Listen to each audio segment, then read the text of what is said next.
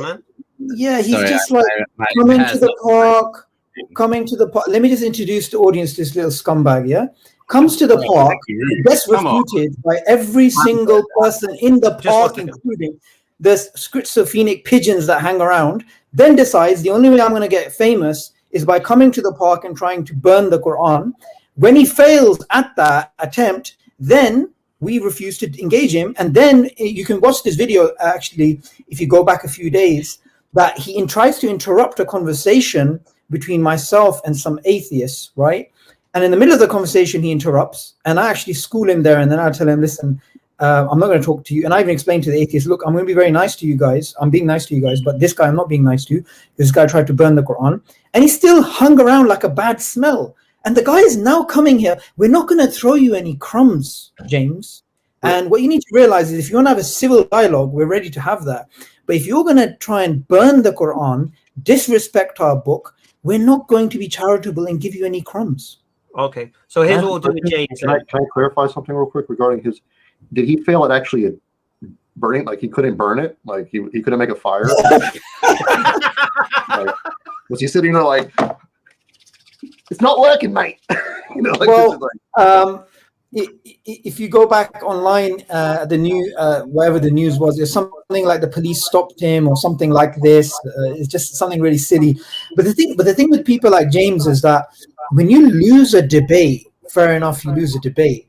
But then to try and, oh, I know how to be famous. That American pastor burnt the Quran. Let me try and do that as well. It's just so petty. You're such what we'll do with James? I want to use. You're an intellectual peasant.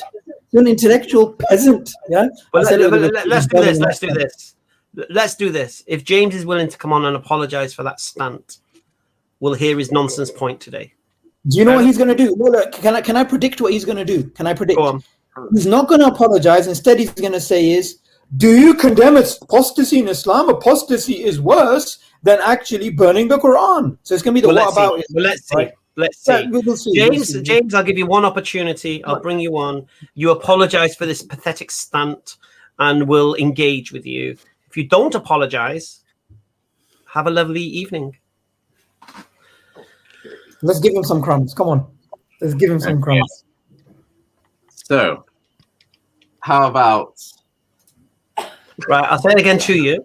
You're just going to come on and say either yes, I apologize, or no, I stand by my nonsense stunt. So we know.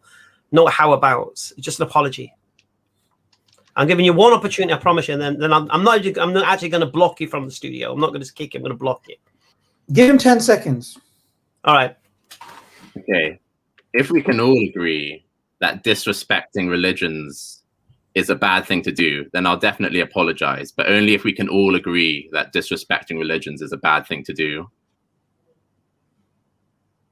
You don't want to apologize for burning the Quran, no? No. I'm willing to apologize. Like, I'll say kind of disrespecting James, let me tell you the fallacy you've fallen into. You've fallen into the fallacy of whataboutism. No, James. Shut up for a minute. We have to do it this way. Bring him back for a second. No, I'm going to bring it back. I'm going to let you make your point because he's interrupting. No, bring him back. Let's slap him up a bit, yeah? He can hear you. He can hear you. What you've done is you're basically saying, and I know your line of reasoning, well, Islam disrespects religion, so I can either. Well, you have to understand that's the whataboutism fallacy. If you're going to come here and try and have a discussion on a Muslim panel, let me first tell you something, yeah? You're groveling for our attention. You've entered our arena. It's our rules here, you little boy. So what's going to happen is if you turn up here, we decide when we feed you. We decide when we don't feed you. And I think, Hamza, we're going to stop feeding this little schizophrenic pigeon, and he can go back to his existential crisis of not really having any social media clout, which is causing him to have a type of depression. All right. Bye. Ray, are you going to try again now?